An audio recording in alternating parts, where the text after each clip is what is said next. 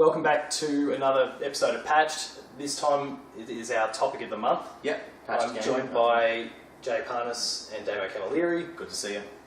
Topic of the month this month, as you might have noticed at the front here, is The Legend of Zelda. Hyrule Story. This is just the book, Hyrule Story, Yeah, but it's not a game. we're talking about the franchise, crossword, its future direction, The Legend of Zelda for the Wii U, Twilight Princess HD, who knows, we haven't really this is very open-ended sort of discussion, we haven't planned this out at all, very much ad-libs, so... I think, talking about also where it could go, obviously that's probably going to be where it doesn't go, but... I think for the most part, they we'll be very future-focused here. Oh yeah, absolutely. I think just even stuff that they could take from other games to reinvent the wheel, I suppose, which they need to do to a degree. So we'll start off with the basic one, and then we'll kick it off from there. Do we all think that The Legend of Zelda currently doesn't have a subtitle? Is it going to come out this year? I sure should hope so. It's in my games draft. Well, yeah, it's in the draft, so that helps. Yeah, it got delayed last year because they were releasing unfinished games. So they've got a habit of delaying Zelda games. I think it'll be in October. I think it'll be pre-holiday. Yeah. Oh, yeah, I'd agree with that. I do think it's going to come out this year. It needs to. I think. Is it coming for the Wii U? Is it going to become an NX game? Is it both? I'm actually a little bit sick of the whole NX talk. I think that should go away unless Nintendo actually. We don't know what the console is, so fair enough. Yeah, I look at the end of the day. Like, how many years into the Wii U are they? 3 or 4? It came out in 2012, so this is year 5. Okay, it's February. So when in 2012? It was December. At the end of the year. Yeah, it was November. So year 4, let's say. I don't think that they should abandon their console just yet. I think that maybe they should work on fixing it, perhaps. I think maybe the gamepad was probably an ill-conceived idea, and I think that maybe they should work in games that, in very much the same way that Microsoft abandoned the whole Kinect. Yeah, I think they should maybe look towards having some games that support the gamepad and having some games that are primarily just controller-based, because I think that's hurting them. Because I mean, you've got battery life to worry about. You've got awkward controls. You've got just a big fucking book that you have to hold, basically. Like it's a big iPad that you have to flail around, and I don't think that that's doing them any favors. I think a lot of people are Star Fox, for example. I think that's probably hurt them there. Going for that 2-screen idea has probably done damage to them. Yeah. And I think that if they try and do that with Zelda, they'll break their franchise. So.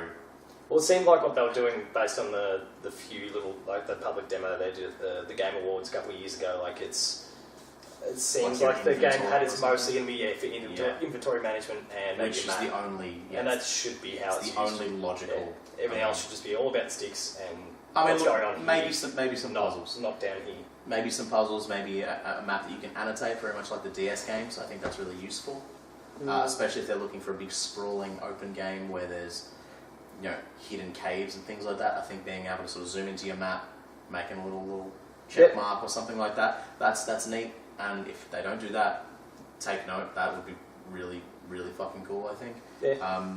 Because and this is sort of touching on my sort first... of idea like a Link Between Worlds, where you maybe go into a dungeon and realise, I need this, this and this. You leave yourself a couple of notes, so that if you leave, you come back and you don't know what it is, what you needed to do, well, you've left yourself some notes that just kind of appear on the screen when you return to the dungeon. I think if they are aiming for a Skyrim-esque world, the problem that they have with Zelda games up till this point, and this sort of me sort of rolling into my first sort of thought about the whole concept, is that if you think about it, when you play Zelda games now, it is assumed that Link knows all of Hyrule. Because you're just, like, there's no aimless wandering like you did in the very first Zelda. Yeah. It's very much, go to this place, and Link's like, cool, I know how to get there, I know that shortcut. On the map. Yeah, I know that shortcut, like, I'll just duck through here and there I am. I think there needs to be a lot of that endless wandering type thing. Well, not endless wandering, You got this point, but you don't really know where it is. You're just Ocarina of Time style. I think your map should be real sparse. I think it should give you towns, and that's it. I don't think temples should be on there. I don't think anything should be on there. Yeah. And I think that you should need to a degree, find that for yourself. I think you should be given directions, and there should be landmarks. But I think if you're going to be using the gamepad, which, like I said before, assumably they will, because I don't think that holding it off for the NX is viable for them. Yeah. Do you think it will come to it though, whether it's simultaneous launch or not? like a la like Twilight a Twilight Princess. Princess? Do you think it will though come to it? Well, that's the thing. It depends on things like this because, assumedly, the Wii U gamepad and even the Wiimote are not favoured by a lot of gamers. Yeah. The Wiimote was a gimmick that pushed units, absolutely. 100 million units. Yeah, not a small amount of units, but it's not something people want to play with. No, They don't. no. And it's it was a awkward to use craze, as and it. Yeah, People it's got over awkward to use as an actual conventional controller. Got any ideas on the matter? Of what manner? What's it releasing on for starters? Were you? And NX, just Wii U. Yeah, might come out. Again, depending on how they build that into the game, Yeah. if they're going to go the route which is the safer route, which assumedly they're going to, they're probably going to build something new, but they're going to go safe with the NX. They're not going to have a tablet as your controller. Yeah. So if they're going to build that in any inventive way, which Nintendo is usually the way, that's the way they go. I mean, Super Mario Maker, check that shit out. Like, Yeah. you look at that and you're like, okay, that probably would not be able to be ported to the NX unless they've got a tablet in some way, shape, or form. And again, if they're going to make an accessory for the NX, fine. But if you're going to have it as a mandatory requirement for Zelda, you won't be able to port that shit. That's my firm belief. I don't know. What do you think? Man, it's a definite. Like I always said, when I saw the Wii U gamepad come out, I was like, how sweet would that be for, Ocarina of Time? Like, because there was nothing more freaking annoying than having to put on your hover boots, then to put on your iron boots, to change the tunics, all that shit. But if that was just there on your gamepad, it was like, I mean, like, I haven't played long hours with the gamepad. I've played No with one classic. can. It dies after like 3 or 4 hours, isn't it? Yeah. Yeah, you just leave it plugged in, can't you? Yeah, you can.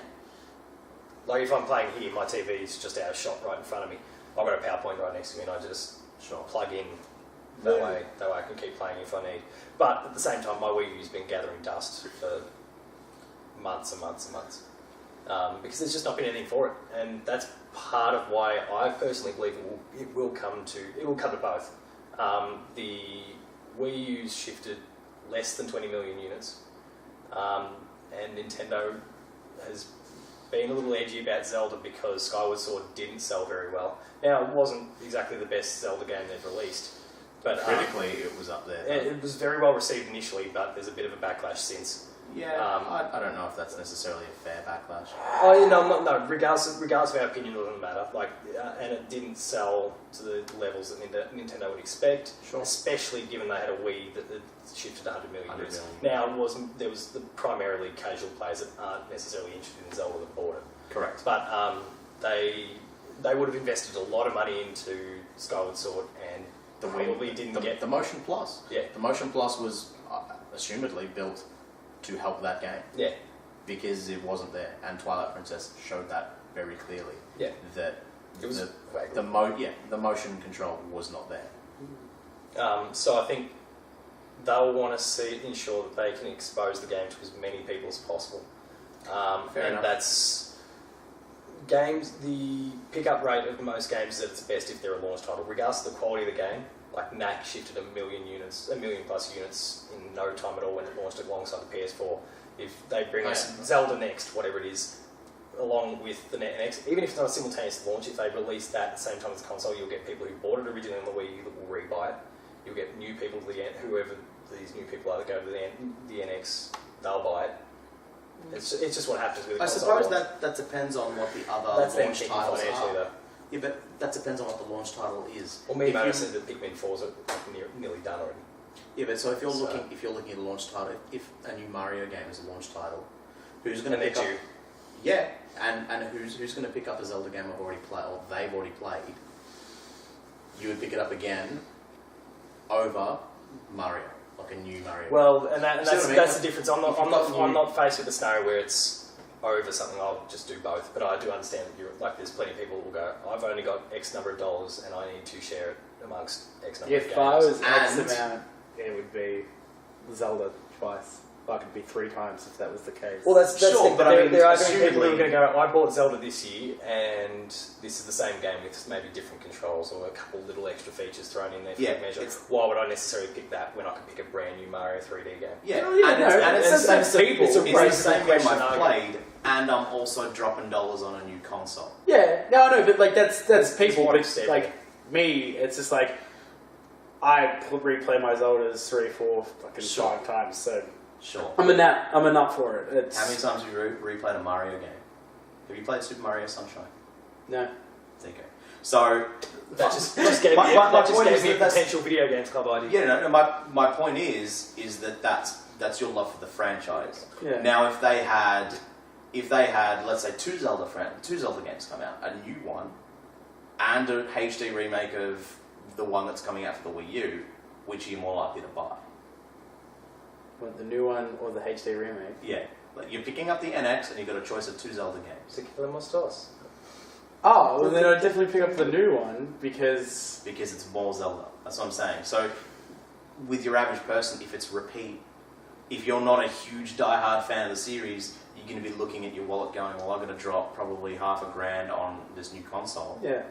Plus games. Plus games, and if you've got launch title, you want something to use on your $500 The, console. the thing about Zelda on NX probably just depends on what else they've got. Like if that's what I'm saying. If this Pikmin 4 that is apparently nearly done, probably, and the comic was made 6 months ago, so probably is done by now, becomes an NX title. If Mario comes out because it's due, apparently they're getting all their big guns together and ready to go to hit that launch like a ton of bricks, which is good because they've had some really, really poor launches for different systems in recent years. I if can't they hit think that- of a good launch that they've had since Exactly. Since 64. Yeah, nice. They, Well played. That was good. yeah, That was well played. jinx and all that sort of crap. Yeah. No. Sounded like So, if they're getting all their ducks lined up nicely, then they probably don't need Phrases ducks in a row. I know, but All right. I'm tweaking it. Okay. If they've got them all sorted out exactly as they need, then they probably don't want Zelda there because it dilutes that market. Yeah, absolutely. But if it isn't the stellar launch that they need, well, then they might go, all right, let's give it to Grezzo and quickly get an NX port done. Sure. Mm. Yeah, no, absolutely. Look, So I'm not, maybe the future of Zelda and the NX purely depends on the what else future of they've the got. NX. Yeah, Yeah. Metroid, all that sort of stuff. Like if Exactly. they're all And that's- rolling in at the same time, they don't need it. And that's sort of what I'm saying. Oh, thanks, Mr. James. This is all interesting, but We should get back to can we get like to the core of like Zelda? Like, Yes, let's. you know, what do we want to see? Like, I mean, we discussed this in length like 5 years ago. Yeah, and I've had the And same I sort of think chat with since. Jay. Oh yeah, I mean, Yeah. this is like one of my favorite topics. Like, the reason like I actually brought it up to Paul was I was talking about it in the car the other day, and it's like against popular opinions, I am not a huge fan of Ocarina of Time for a couple of reasons, and it's not like I hate on the game or anything like that. So It's okay, while we you're can- typing right now about how much I need to shut the hell up, just hear me out. Right, just counter after you've heard what I've Was said. the water temple? Was it the All right. water temple? Did the water temple? No, it wasn't the water temple like Did or the anything water like temple that. in your little No, big no, no, place? no. Did it touch One, you? the original Zelda theme does Okay. not appear in it, and that really hurt my feels. Like it was just Okay, like, sure. well, screw you. But it's Hyrule Field was just this open plain of nothing. Yeah, Hyrule Field sucked. Yeah, but at the same time, they were also dictated to by the technology they had. Yeah, I understand Oh all no, that. that's not really Like, fair. I mean, let's look at what they're Termina doing. Field is significantly. It's a little smaller than Hyrule Field, but it's way more Densely interesting. populated. Not even densely populated; it's just more interesting. Like, and this is going to bring to my point. Obviously, like Hyrule Warriors, the people that play it like it, and there's copious amounts of enemies charging at you from time to time and things like that. That would be a cool element to put in a new Zelda game from time to time. Because I mean, like, even Twilight Princess, again, don't shoot me. Oh no. The ending was okay as you're going into the castle and things like that. Then these two Another bad Hyrule Field, if I recall. dinos, or whatever they're called, Dinophos, or what, I don't know, actually, Lizard Foss. Lizardfoss. Two Lizardfoss jump up, and you're like, yes, this is going to be a sweet fight. This is a very small, tight bridge. You're going to have some absolute fun, do some killer moves. And then Then it's a waggle. There's waggle too. But two of them blow up because finally the other heroes of Hyrule decide to rock up, and it's like, you've just taken away what could have been one of the best build-up sub-boss elements in that game. And I was disappointed by it. I'm not saying that it makes the games shit. That's not what I'm saying. I'm just saying that it's not something that I was like, oh. Can I ask you a question? But there was a series of those sort of disappointments that led to that. What is the core of Zelda? What is it? Well, So we're going for Metroid, for example, it is progression dictated by exploration. It is you collect an item which opens up several other areas, and it's you go around and you've got areas that circle on themselves. So you've got a world that everything feels connected. Yeah. And your progression is dictated by your progression and your exploration. That's the core, that's the heart of Metroid. Now, if you were to take the heart of Zelda, what is that? Is it the puzzles? Is it the exploration? Is it Link? Is it the Triforce? What is it? What is the core of Zelda? What is the thing that you cannot take away from Zelda? Exploring. The exploration. Would you Yeah. say exploration? Look, this is not a loaded question. no. This is a personal thing. Everyone's Not even that. This is the thing that we build on. Yeah. Yeah, This is the thing we come to and we say, okay, this is what it is. Now, how do we, laymen who have never designed a game in their lives, We how can't do profess to be we... any sort of expert. Absolutely not. How do we build on what we find to be the core of Zelda? And first, Would you you say have to find the would core... would you say exploration would have been your choice as well? I would have... Because I would actually agree with Damo there. I would not. And then... I would have said once upon a time it was. I do not think anymore that exploration is that. I think... What do you think it's become? Puzzle. I think Zelda is Well, a puzzle. I think that was kind of what happened with the Link Between Worlds, in that you kind of went there and looked, I need this, this, and this. But that's the thing. So you've But got it's your on a larger exploration. scale. You do have your exploration in that game, but it is still... No, that's what I mean. It is still... That's what I mean. Yeah, I know. To your point. Like, that's Exactly. the best example. But that's the thing. So the only difference that allowed was you could do the puzzles out of order. It's still a puzzle game. The items that you get, they don't just like in the original Legend of Zelda. The items just allowed you access to new areas. You think of like the weird little bridge ladder thing that you get, or the raft. Those do not have any puzzle elements. I mean, the ladder to a lesser degree does, but you think of the raft, that has no puzzle elements whatsoever. That game is exploration. Now fast forward to A Link to the Past, Legend of Zelda Ocarina of Time, any of the games that come after it, it's all about you get the dungeons item, you then use that dungeons item to finish puzzles you couldn't before. Or, in Link Between Worlds, you get the item and you do the puzzles. Yeah. Yeah? So I would argue that at the moment, if you want the truest Zelda experience, you cannot lose the puzzles. The exploration has been shown that you can take that away, because it forces you, like... Well, I feel like they Link might be looking to bring that back a little bit. If you take that extended Absolutely. demo they did, Sure. and it was the Skyrim-ish sort of world, but they just kind of threw you Sure. into it. And just, let's just go wherever you want. Now, obviously, I'm sure there would have been I would some love sort of that. objective that he had. I would love Surely. that. But what I believe to be the true is like block moving puzzles. You think of games that they bring up like Uncharted, they say, oh, that's a Zelda puzzle. Yeah. It's a Darksiders. Zelda puzzle. Yeah, Darksiders, exactly. You've got your special item that does your thing. Now, a lot of people are probably getting sick of that by now. Does that mean that the core of Zelda needs to change, or does that mean that they've lost the core of Zelda already? That's the point I'm trying to make. So, like, Maybe it's just shifting originally, priorities. Might be just shifting priorities to them.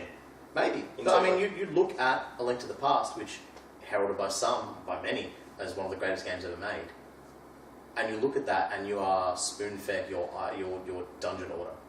There you are. You look at the original Zelda, and you can roll like a boss straight up into like Dungeon 8. You burn the bush, in you go. You get riggedy wrecked immediately. Yeah, like, you can totally run in there. Yeah, you can run in there, but then And if you've got the skill to get through it, then the boss changes. You'll legitimately, the dungeon will be completely different, and there's a boss that looks like a giant like tart with an eye, and you can't kill it because you don't have the skill or whatever. thing. Like, I mean, because we, as kids, couldn't get past Dungeon 6, so we always had to skip to 7 because we hated the... So can you skip to 7? No, you can't. Like, You always have to complete the dungeon before you move on to the next one. Are you sure? Yep. I feel like you can at least beat 2 before 1. No, I'm pretty sure you can do somewhat. It'll change the thing. Like even because the original Zelda came with the book, and the book, like the instruction manual, and that actually told you how to play the game. That's how it told you how to get through the Lost Woods, and Yeah. you know, it would be like, all right, first you got to go to the Deku tree. Love that Easter egg. But yeah, that's the thing. Like, it's like I thought. And even if I think you change your name to Zelda. If you change your name to Zelda, it changes the game, and it really hurts. It sucks. And it just fuels the idiocy that is people not knowing the difference between Link and Zelda. Yeah, that's true. That's a whole other thing. But again, so my point is, so like the core of what Zelda is. Do we want the epic dungeons with the puzzles that like you have that aha moment where it's just like fantastic, I've done this thing now. There was this huge sprawling room of all of these things and then I figured it out. I did the thing. I did the thing, Dad. I did the thing. You know, or is it that I want to look at a Hyrule Field, for example, and I want to just have this sprawling Skyrim-esque thing where it's like I see Death Mountain and I'm like cruising on from the Kokiri Forest.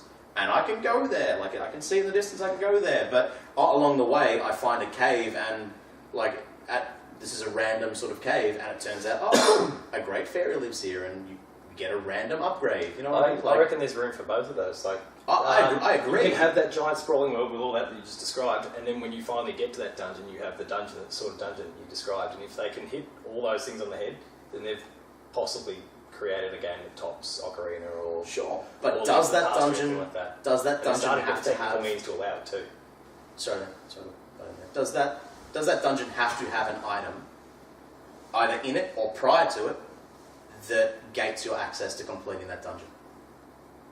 Do you need that? Is that Zelda?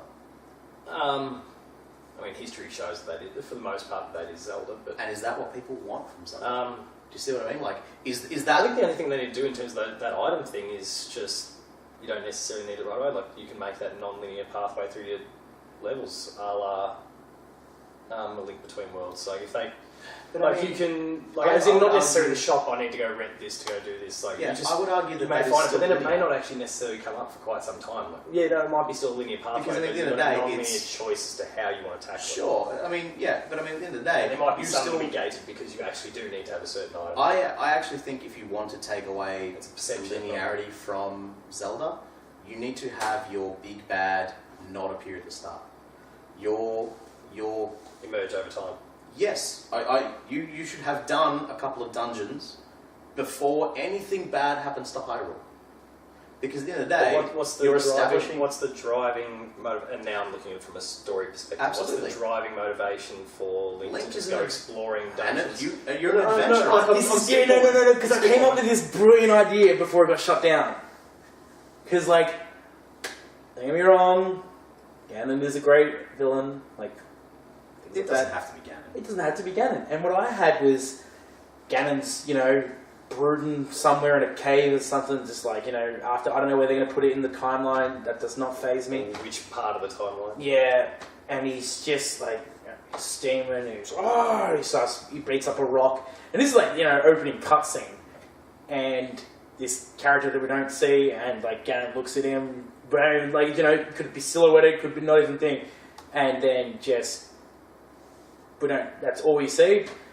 Link's out, just doing like, kind of like the Twilight Princess feel at the start, where, you're just kind of cruising around just doing your thing. The town and things like that. And Ganon rocks up, battered up on a horse, like, boom! There's something more, not more evil, but I'm not asking him, It's like a secondary threat. Well, yeah. The Return of Dark Link would be freaking sweet. A Dark Link that doesn't just clone you. Like, I'm talking...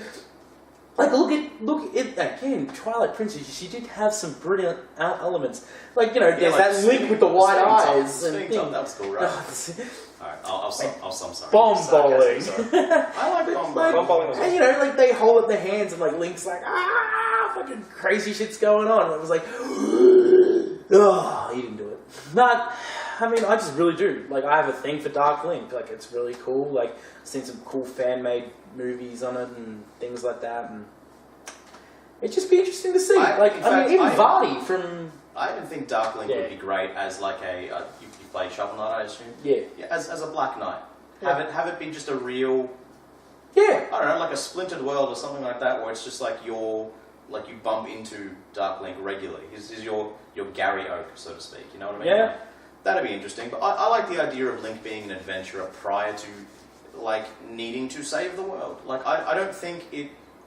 There's more of a backstory, you mean, as in yeah, it's not just hey, I've learned this shit's happened and it's I don't think it's compelling that he starts out as a nothing and he immediately knows his entire realm like the back of his hand, and he's immediately successful. Like it's not compelling these days. No, I understand. So if you start having your hey, look, I'm already an adventurer who can hey, listen.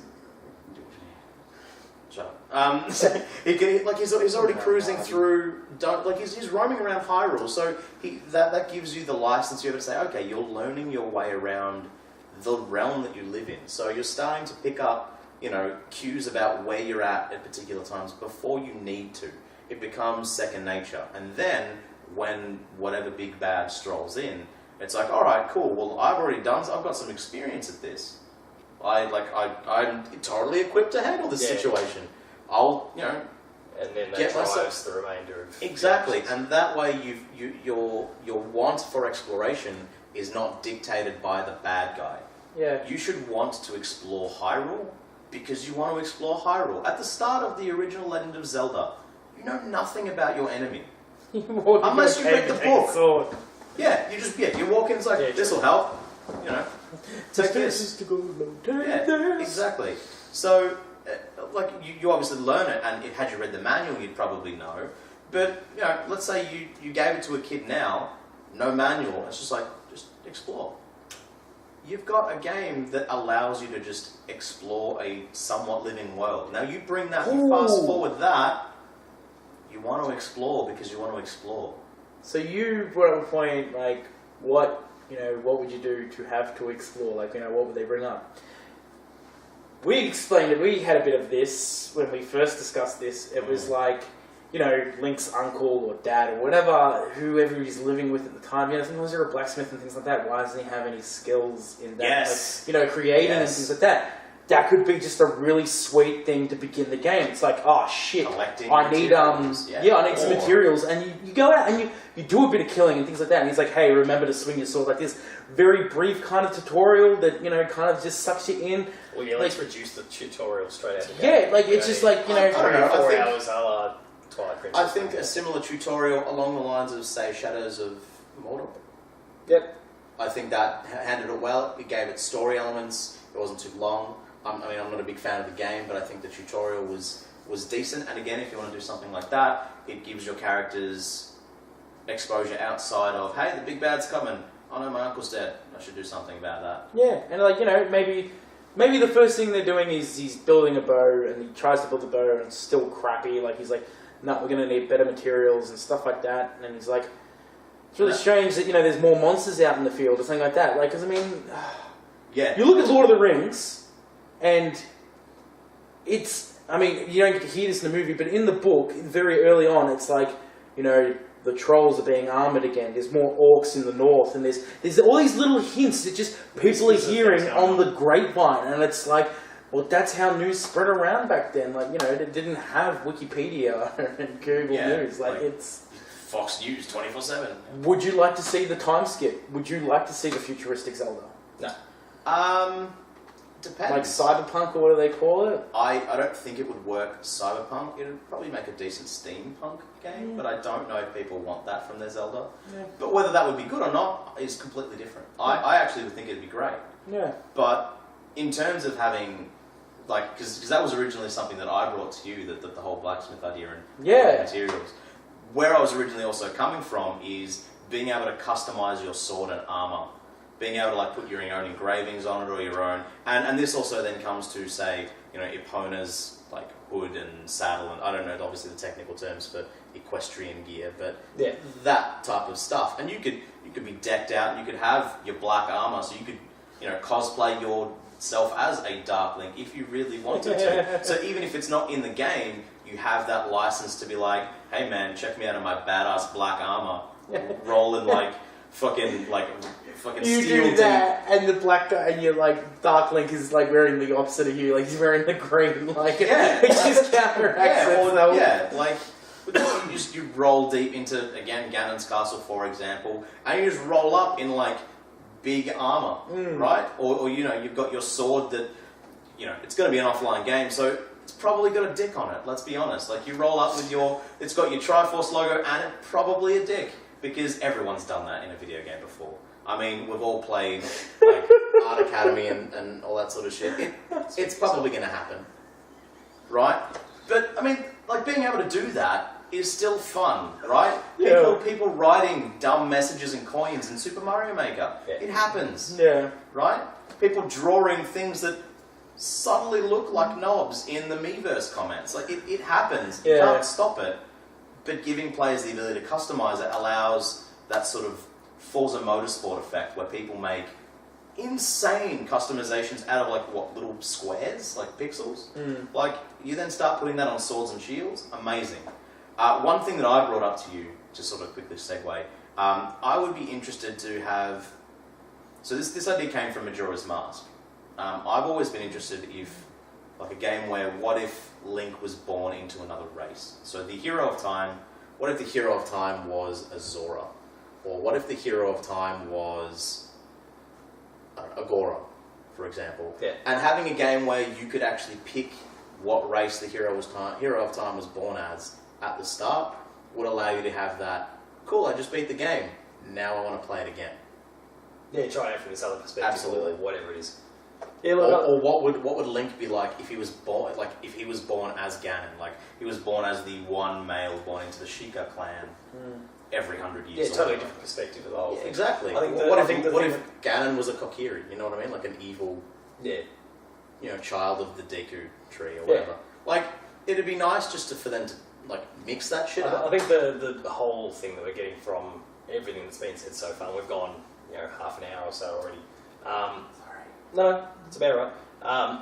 But the whole idea there is that I think we're all pretty clear that it needs change. It needs something to shake it up. They don't probably need to deviate a ridiculous amount from what they're doing, because there's so much that they're doing right, but they've got to shake up a little bit to just avoid it getting stale. Well, yeah, and some would argue that it's already at that stage. I would argue it's at that stage, and that's not a reflection. I actually thought Skyward Sword was a great game. And I thought, you know, but it was more of what you'd already seen. Yeah, absolutely. But I thought, you know, Between Worlds was a great game too. But personally, I want that exploration back. I want less of the puzzle, more of the exploration. I want to roam Hyrule, because I mean, you talk about when you're a kid playing Ocarina of Time, and you think about roaming through Hyrule Field, which wasn't great, but when you were like 7.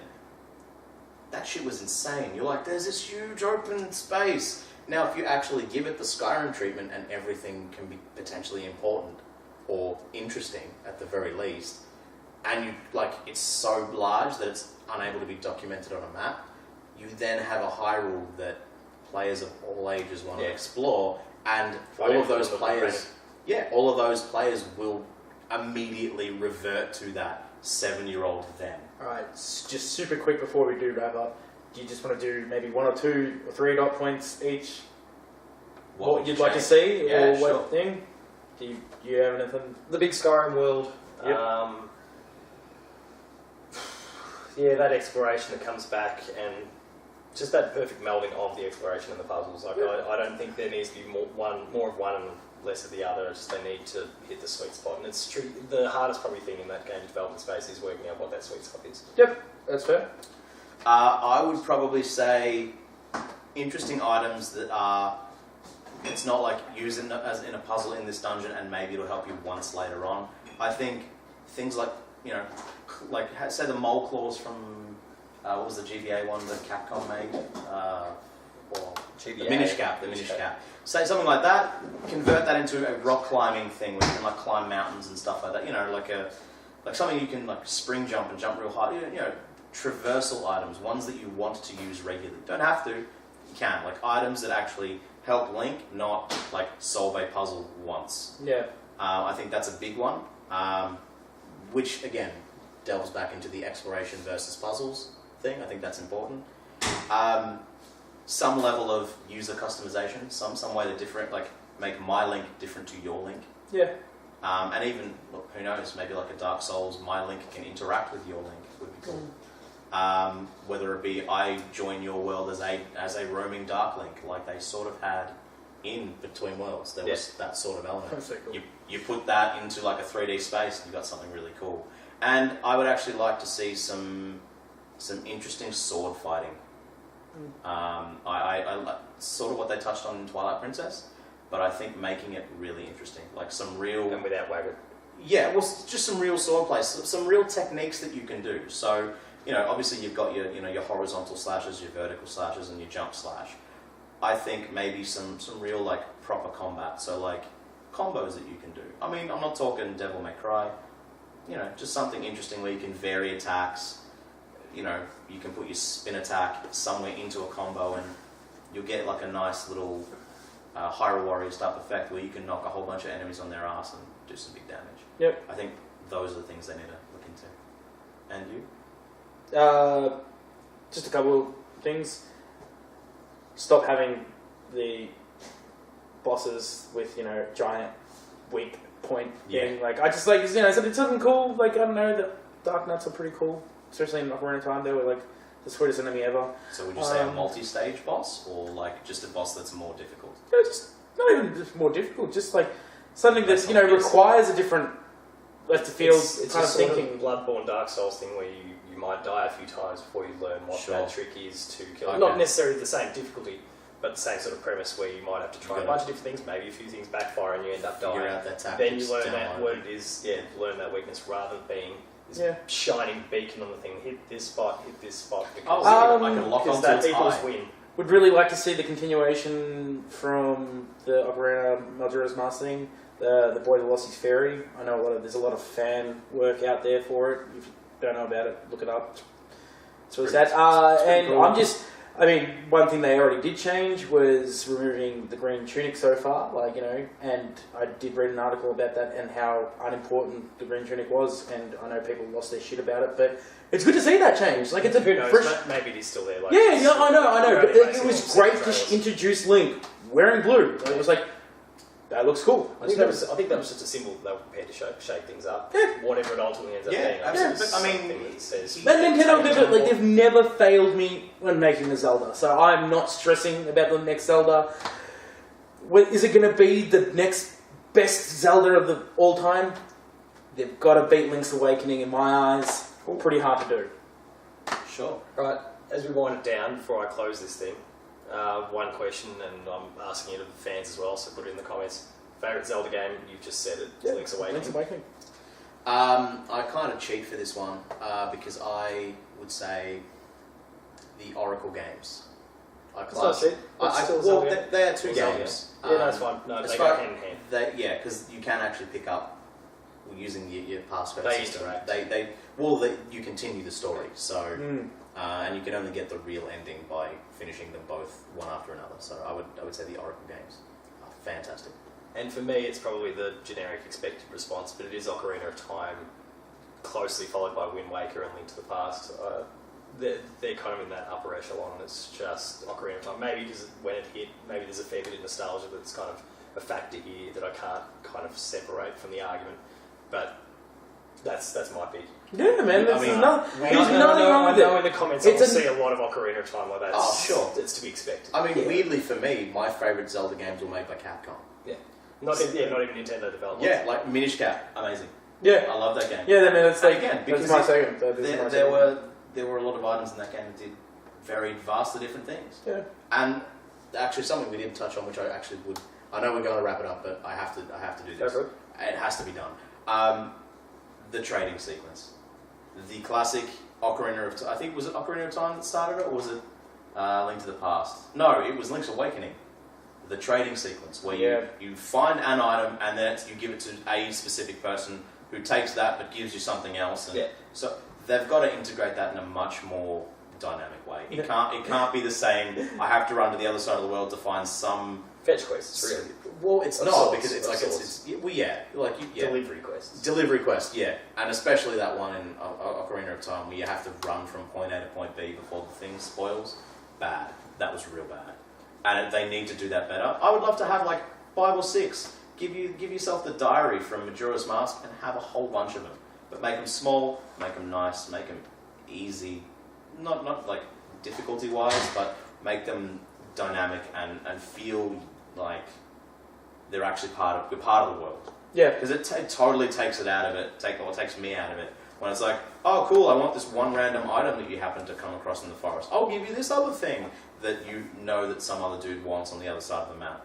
That's not fun. And it's not engaging. That's tedious. And it pulls you out of it. It breaks the immersion because it's like that's not how the world works. No. People don't just like, hey, I see you've got that thing in your infinite storage. Want to swap? Yeah, want to trade for this random thing that you'll never need or use or can't even activate? Yeah.